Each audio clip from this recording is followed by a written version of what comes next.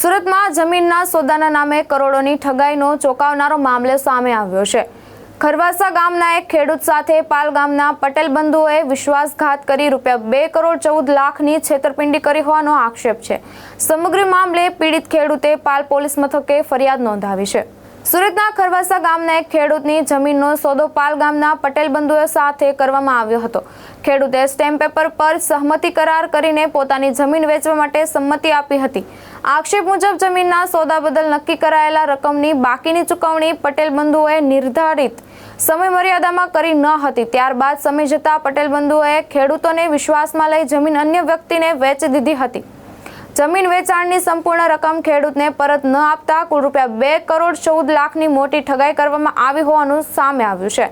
સમગ્ર મામલે પીડિત ખેડૂતે પાલ પોલીસ સ્ટેશનમાં ઠગાઈની ફરિયાદ નોંધાવી છે। પોલીસે ફરિયાદના આધારે વધુ તપાસ હાથ ધરી છે। ભાવેશ ઉપાધ્યાય, દ્રષ્ટિકોણ ન્યૂઝ, સુરત।